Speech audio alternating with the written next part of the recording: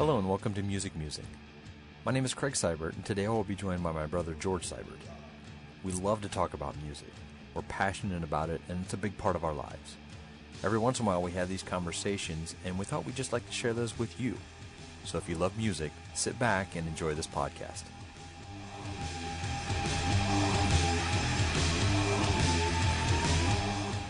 So we're back talking about music today, and today we're going to kind of do an outside subject we threw together, which is musical acts that don't fit in a genre. We kind of usually jump in ahead of time and get a short conversation on some other music before we start these podcasts, and we were kind of catching up on cover tunes we missed. And we were just talking about the Nativity in Black 1 and 2 that we missed. We had a lot of good covers on it. And we were just starting to talk about the Iron Man cover by Busta Rhymes. So go ahead, was it Iron brother. Man? Yeah, Iron Man. Yeah, it was Busta Rhymes doing Iron Man. It was Iron Man. Yeah. No, we attempted to, you sort of come up with this genre jumping idea, and it's snowballed into a gray area for me because there's a lot of that. There's a lot of what I wouldn't consider genre jumpers, but acts playing with other acts that shouldn't work but do, like Busta Rhymes doing Iron Man is eclectic enough where it works. I come up with like Everlast to go. But he actually changed his career, Right. You know, like to go from hardcore hip hop to, almost I don't know what you call that, bluesy, maybe folk rock-esque feel. Yeah. And Aaron Lewis sustained, that was really hardcore. That's, some of their Stain's early stuff was really heavy, really aggressive. And then he goes to country music. Yeah. Well, you can obviously go with, Hootie too. Darius Rucker going, straight from from pop to country. Well, and I think that's, go ahead. Is that, I didn't mean to interrupt you, but is that like I didn't know if bands changed genres and then went back, or they just did an album or did a song or did something like that, or they changed their careers, is where it kind of got muddy for me. Well, I think when the list I sent you of stuff we were going to talk about, I put that at the bottom of the list with the question marks, with genre jumpers. And I think when we initially, discussed this topic, we kind of were talking about bands that didn't fit a genre, either didn't fit when they started or never really fit a genre. And you mentioned kind of Limp Bizkit, and they didn't technically fit a genre. There wasn't a traditional genre. If you want to look at genre, you're looking at, like, let's say the big four. You got rock, rap, country, and pop, and obviously there's a lot of other genres out there. But that's the big question: is it are we talking about bands that jumped? Or are we talking about bands that bleed over? Because, the classic one is Run DMC and Aerosmith doing, Sweet Emotion, Walk Us Way, yeah. Right. So, that's a classic. That's the first kind of, mix of genres. But I think we were kind of going more for, bands that kind of stuck out for not being either in a genre or starting a genre. That's kind of another point we started. So let's step back. Right. You talked about, bands jumping genres, like, let's say Darius Rucker. He moved from a completely pop band to country music. Sure. Is that kind of what you think of when we talk about this conversation? Well, that's what I said.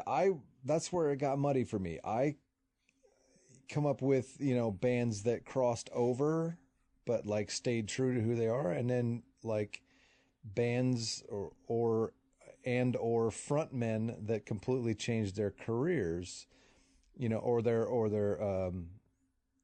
their take on it.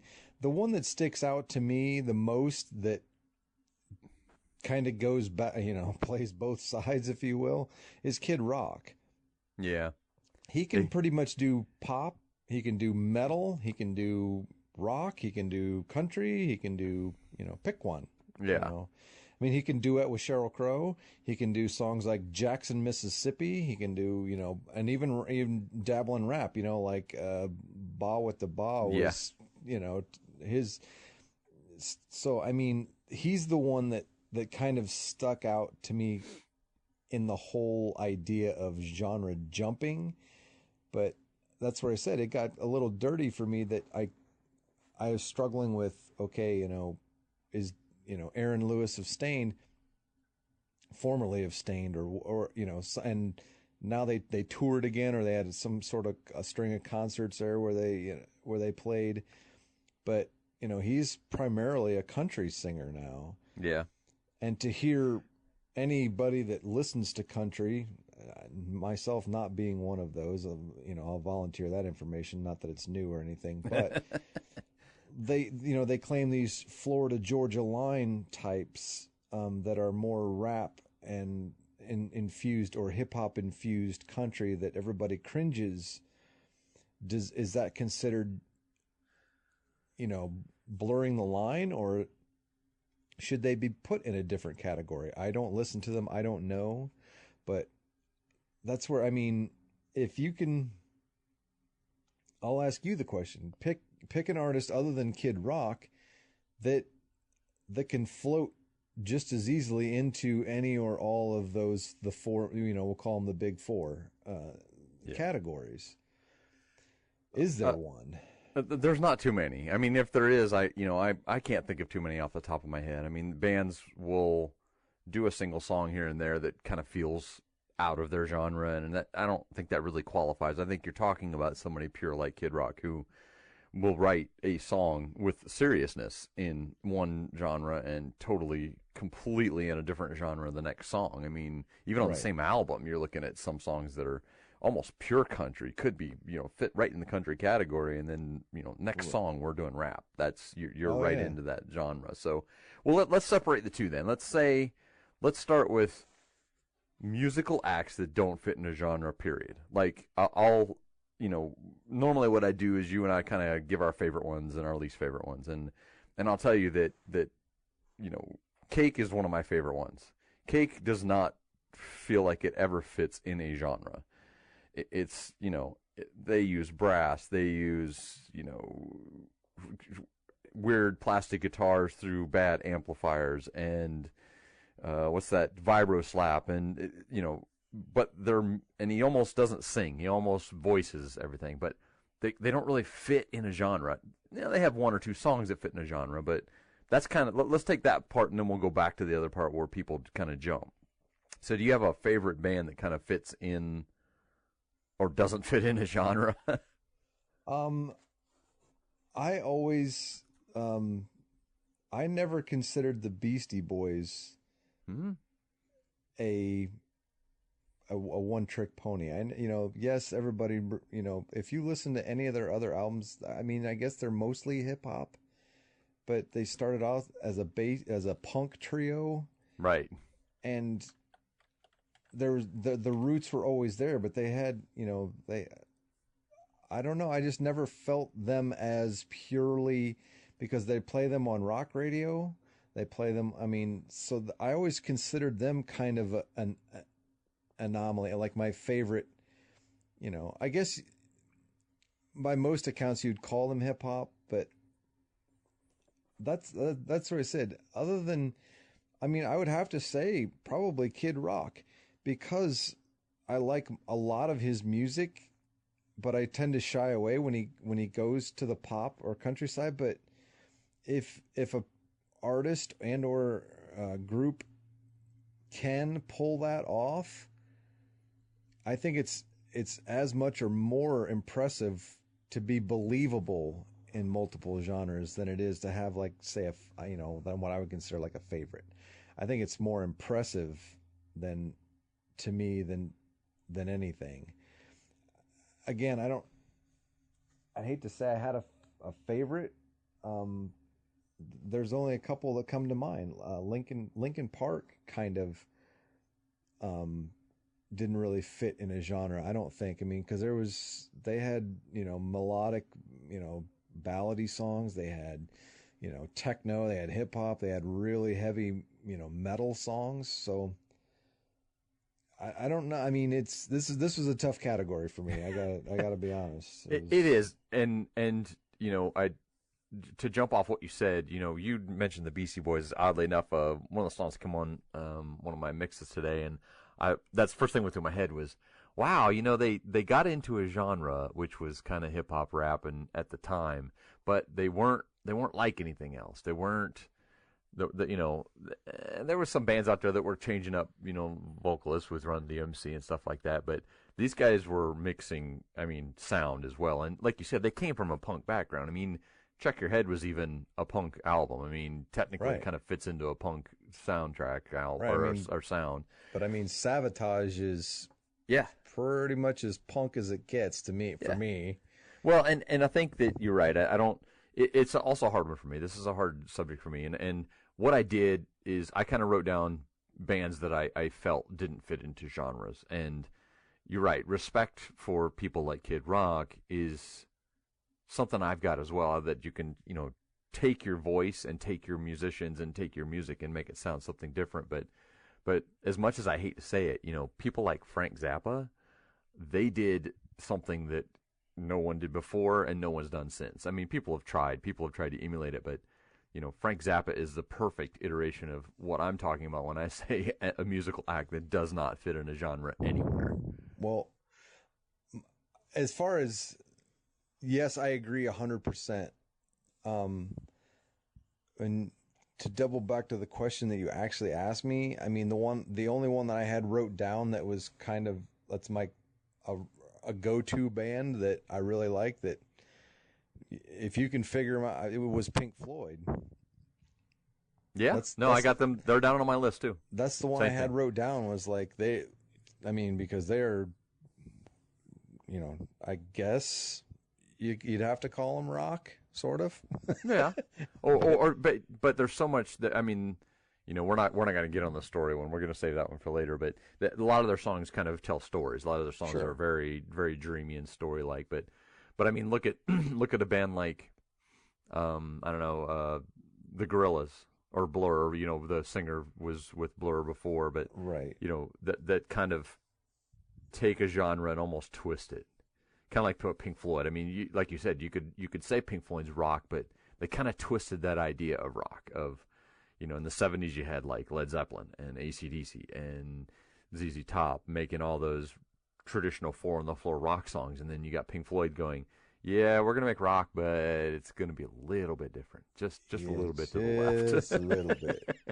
So, Well, but go ahead. I was gonna say, like, what. But what defines it? Like, because Kiss made a disco album. Oh, yeah. They also made that horrible Elders album, too. Well, you know what I'm saying, though? No. When you genre jump, sometimes it's a swing and a miss. Sometimes it's, a little bit, So, again, this was an incredibly difficult. Finding a band that transcends genres is a bit of a challenge. I'll tell you what. I'll go down my list and we'll do them one at a time. You tell me what you think about the idea of it. So, how about Tool? Oh, are they rock? I could speak volumes on Tool. Having seen one of his alter egos in concert, I think I mentioned this maybe in one of the other webcast or podcasts. I saw Pussifer in concert, mm-hmm. and it changed my idea of music, of live music.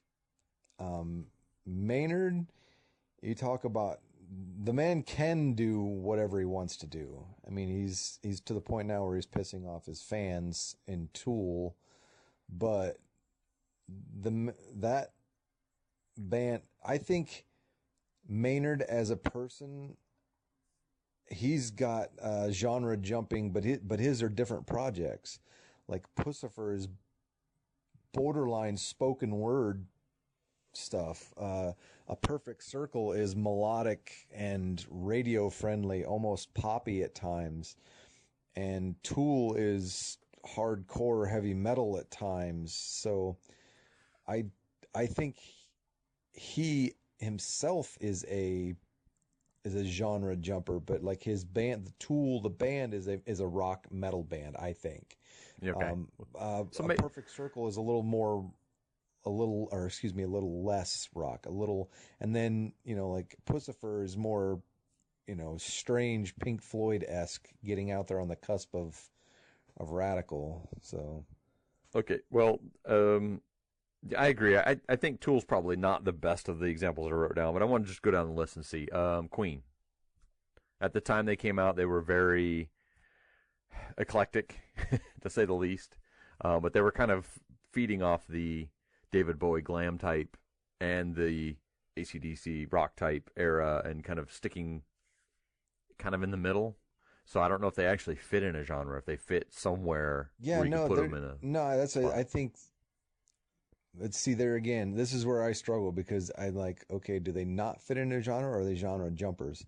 Is where I struggled. Queen, I think, is one of those you can't, it's like a moving target. You can't. It's like trying to hold down a piece of liquid mercury. You cannot, for lack of a better pun. You can't really put your foot in it, or what I mean. But that guy had operatic 5-octave range, and yet, did these. There was campy songs, and then there's stadium anthems, and there's anything in between. So, I think they're more of a non-genre than genre jumpers. Yeah, I'd agree. And that's, again, the list I kind of went with was more musical acts that didn't really fit into a genre. Right. I said Zappa already, but Stevie Ray Vaughan. I mean, you could put him sometimes in jazz, you could put him sometimes in blues, but did he actually fit anywhere at the time? He was, hot and out there, and no, I mean, he was actually basically booed off the stage at the jazz festival, and I don't. No, you can't. Let's go on to that. He's on. Yeah, I don't want to do that. You can't do that to him. System of a Down. No, I think they're metal. They're political. They fall into a Rage Against the Machine type of metal rock. That some of their early stuff was kind of trippy. Sugar and Spiders and things along that nature, but I think they're pretty much settled down, rock metal, settled into rock. Yeah. All right, a friend of mine brought this one up. Primus. Oh, wow. I thought about Primus, but they always seem to. You could list them as rock. You could list them as funk. You could list them. That's kind of a non-genre. I honestly feel about Primus the same way I do about Cake. They were around the same time where they were pretty popular, but I think there were a lot of bands that were kind of pushing out of because we just got done with hair bands, and whether you liked it at the time or not, it's bad. It was just bad, and you had a lot of bands trying to break away from that idea. Oh yeah. And I think Primus and Cake kind of feel the same way to me. They feel like bands that just pushed on a different angle. But, they still had hits. Like The Distance by Cake is, that's kind of a rock hit. Yeah. Johnny Was a Race Car Driver by Primus, whether it's funk or not, it's still a pretty good rock hit. So I kind of feel about the same way with those. I don't see them in any, you can't put them in a genre, but I think they kind of feel the same way to me. No, yeah. Primus is definitely a standalone-ish type of band.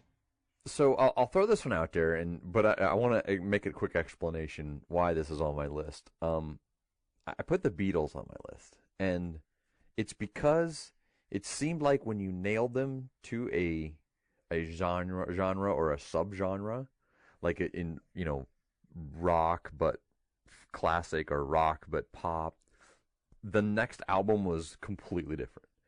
Like when they moved to like the Love Me Do type sound into Sergeant Pepper. Exactly. Yeah. And then out of that, you come back into, some Yellow Submarine, and it's like, what is this the same band? I don't know if this is actually the same band or not. That's a tough one. I would consider, see that I think there's no way to preface this or suffix this, but I think the Beatles are a genre. Yeah, that's kind of where I was worried about it, because they created so many, because they are a template. Yeah, for Rolling Stones, for that's what I was gonna say. They kind of created so many sounds that people took and made bands with or made careers with, and they kind of started that. And I'll come back around to that, which I had another point to bring up on our list. But yeah, I agree. I think they've almost created their own type of genre. How about the Steve Vai, Joe Satriani, Yngwie Malmsteen trend?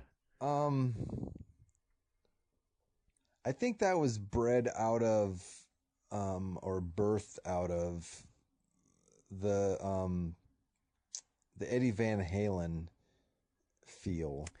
I think guys took that radical guitar solo and just saw how far they could push it.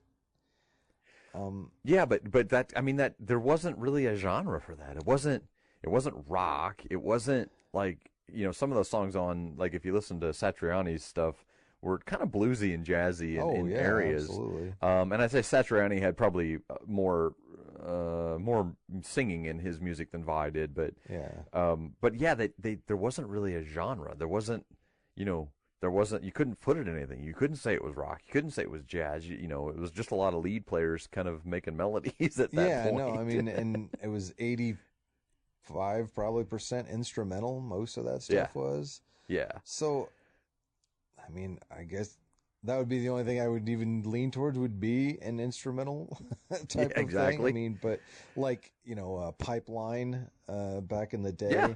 Yep. Or things of that nature, but that's, Walk Don't Run by the Ventures. Right. Yeah. So I mean, there's that, but not really. Okay. I had Pink Floyd as the next one, which we already discussed, but Jimi Hendrix.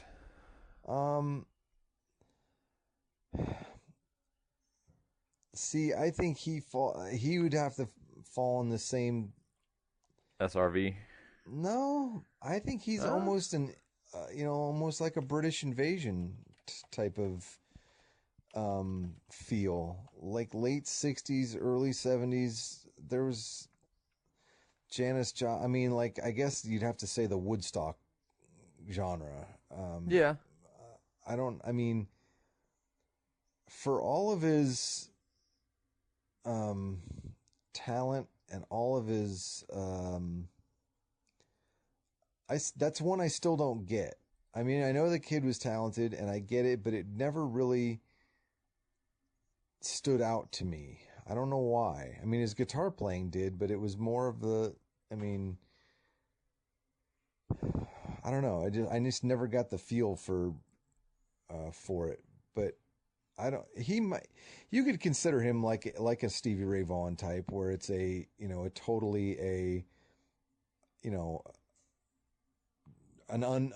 non-genre, I guess, is what we I don't know if we classified a word for it or not, but I don't think they're classifiable.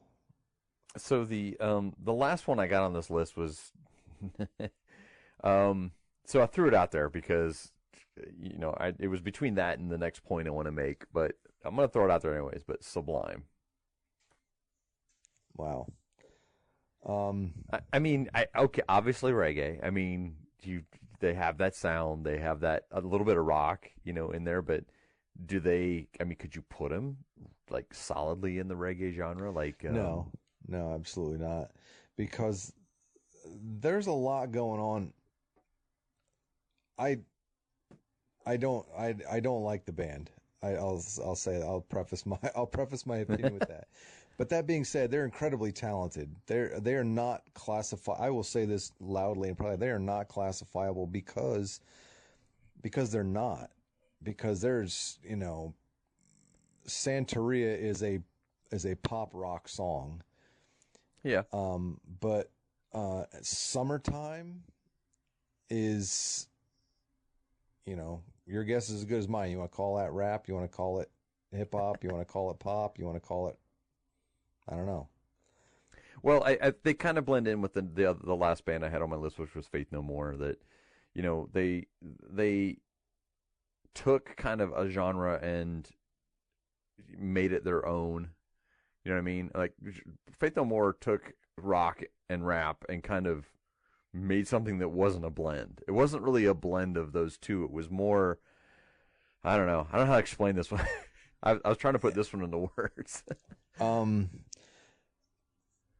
Mike Patton is a genius. Yeah, and amazing vocalist too. I mean, just off the charts. No, the guy. Yeah, I mean, from Tomahawk to Faith No More to he has scored movies. I mean, like recent movie. I mean, the guy is, but I think his Faith No More, the band Faith No More, I don't think is classifiable either. Yeah, I agree. That's because exactly why they were on the list. Yes, they are. I mean, I guess you could say rock. You could start there, but they put. You talked about Primus and Cake pushing boundaries. Faith No More. Oh man, there were no boundaries. They didn't even see lines. They just went whatever. Mike Patton goes where it feels right, and it works. Speaking of, I hate to get back on covers again, but I forgot you and I had talked just a few minutes before we started about them covering War Pigs, but I forgot he covered Easy. Oh, his vocals on that are just Easy wow. Yeah, right. Yeah, I forgot about that too. Okay, well, if we're doing genre jumpers, let's do Lionel Richie then, because he was with the Commodores. And, true. Very true. I mean, there's so many, we talked about this discussion before, and that it was going to be kind of a rough, road for us to go down anyways, and we took a couple extra weeks to think about it and stuff. But there's so much stuff out there that you could take. Like you just mentioned about Patton doing a movie, and I went straight to Oingo Boingo, and with Danny Elfman. And I said, Oingo Boingo was another one of those bands. It was just, it was the time frame. I mean, there was a lot of poppy, techno type music in that time frame, but they weren't really in that genre. Yeah, that's true. I forgot about Oingo Boingo. Yeah. So the last point I was going to bring up was something we just touched on a few minutes ago, but not in a genre versus starting a genre. And I'll give you an example, and this is it's a cliche example, but it's the best one I could come up with to fit what I was getting at here. When Nirvana came out, Nirvana and Soundgarden and Pearl Jam, there wasn't a genre for grunge. There wasn't something that sounded like it, and it's they were trying to call it post hair or pre-dating, they tried to predate some of the hair bands and stuff like with Guns N' Roses and say that, they were doing this out of what Guns N' Roses had put out there or something. But what bands that have actually started a genre when they weren't, when it wasn't there, they were technically not listed in a genre. When you proposed that part of the on the list, I cringed a little because I still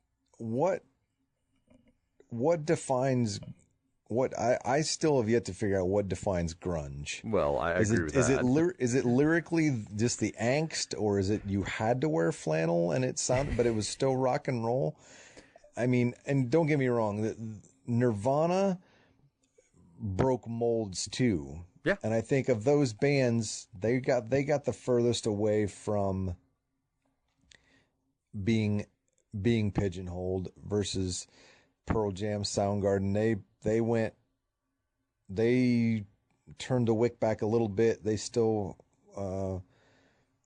wore the ripped jeans and the flannels, but they were more radio friendly than Nirvana. They forced Nirvana on the radio. Some of their early stuff, and I mean, the Bleach album, I was going to say, is really scary. You go back to Bleach, and Bleach is a very groundbreaking album. If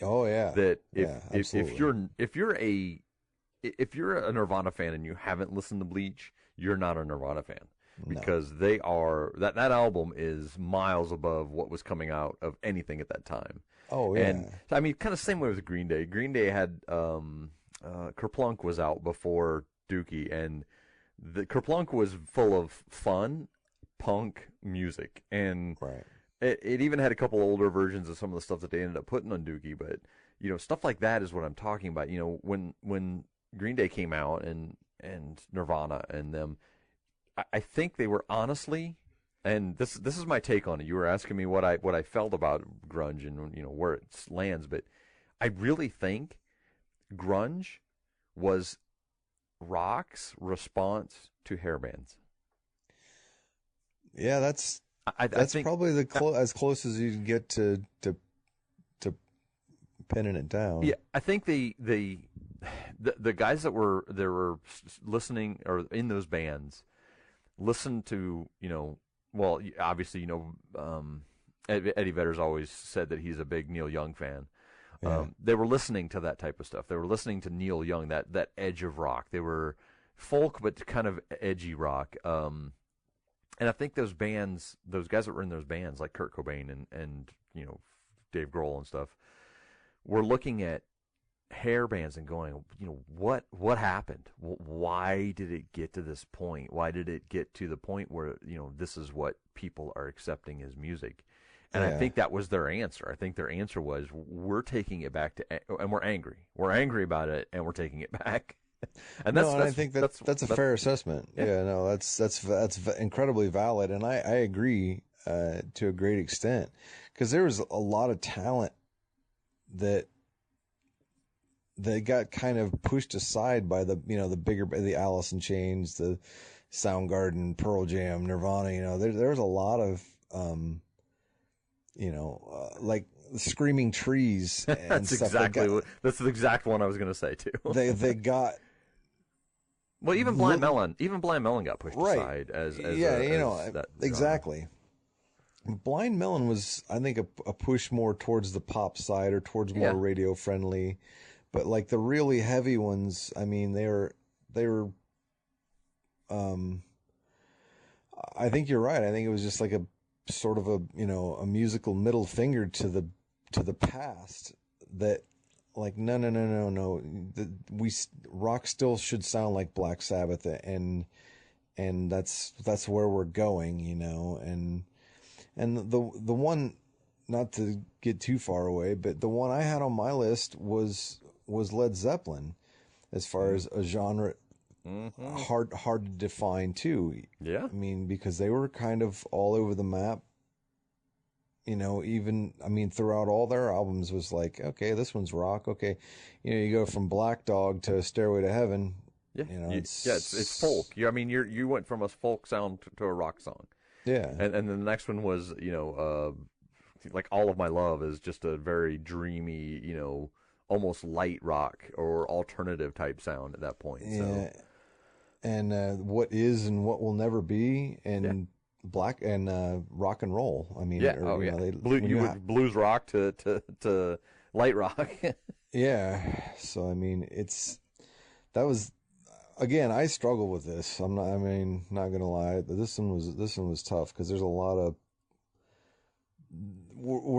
we have to pigeonhole bands now. We have to put a label on them, to sell them. Society, and I think that's where I struggled the most with that. With this one, because there's a lot of bands that you can't, but there aren't a lot of new bands, breaking molds, or there's a lot of static noise, for lack of a better example, that's not making a difference. There's just sound coming out. But that's a really good point, though. I mean, aside from us, we love to talk about music. It's the one passion we love to talk about. But aside from that, let's look at the reality of what you just said, though.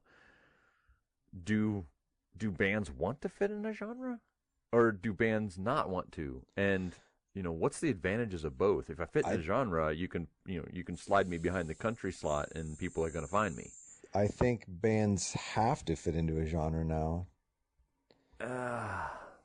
If you're an unestablished band, you have to, or they will not promote you. But true, but nowadays it's difficult to even, I don't know how to say this. You can almost produce your own album, market it, and put it out without ever touching a record company anymore. I mean, Right. It's possible nowadays, and there are a lot of bands that started that way and have kind of grown their music organically, and then finally got picked up. But it's kind of like, let's do Mumford and Sons. What genre do they fit in? Yeah. See, I was going to say the Black Keys. It's the same difference. Same thing. Yeah. I mean, what do they fit in? What genre do they fit in, and how are they getting sold? Yeah. Well, radio play. Well, okay, go back to radio play, and yes, if you get played on radio, you're going to be A+. But did they set out to do that? Did they set out to Mumford and Son? Yes, but Black Keys, no, because you still don't hear Black Keys on the radio. Every once in a while, but nowhere near what Mumford and Sons. Oh no, Mumford and Sons is insane. I mean, they turned into a steamroller. I mean, they by being touring juggernauts, just like old school. Right. I mean, that's what Metallica did. Metallica got no radio play in the '80s because nobody wanted to hear that. Right. Exactly. They were touring. They were on tour 365. I mean, that they were for 4 years straight. To the people that wanted to hear it. Now we live in a digital age where you can, like you said, you can write, record, distribute, and have people, put it in your PayPal account, and never having stepped foot in a studio, never having stepped foot on a stage. You can put a pretty little bow around it and sell it to your buddies, and your buddies play it for their buddies, and their buddies play it for somebody else, and it's like, oh, this is cool, and where can I see these guys? Oh, you can't. Oh, yeah.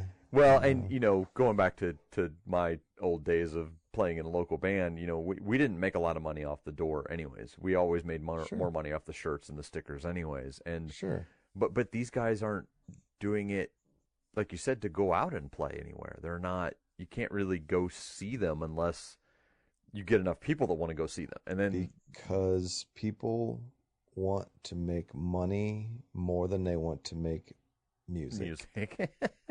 There's the quote of the day. that's a fact. Check it just came to my mind. One that you might dig that doesn't really fit into a genre is this new kid KLEO, or KLEO. KLEO. Have you heard this kid? Mm-mm. Blues guitar genius, really, really incredible voice. Write that down, KLEO. Or I hope I'm not butchering it or saying it wrong. KLEO, I don't know. But it's intense and absolutely incredibly talented. Some of it's blues, some of it's almost a cappella, some of it's like hopped up rock. So it's good stuff. I'll when we finish this up, I'll send you a link to one of my favorites. Kid's good, a young guy, but there's, again, not fitting into a genre, and from what I understand, it's all him, him writing, recording, packaging, selling, himself, if you will, that, there's no record label, there's no nothing, nobody else involved. And now I hear him on, commercials for TV shows coming up. I hear some of his music and stuff like that too. So there's a lot going on. I mean, there are flashes of brilliance nowadays, but it's a what have you done for me lately world. And if you're not making music to entertain people's 3-second attention span, well then you're next. Yep, yeah, move on to the next one. Exactly. Well, we'll tie this up, and I'll give you my parting shot. I'm gonna kind of end each one with throwing something at you that you either probably don't like or probably don't want to talk about, but I'm gonna put you on the spot. So okay. It's a band that came up constantly when I was looking for bands that didn't fit in genres, and I'm not a fan of this band. I'm not. But Coldplay.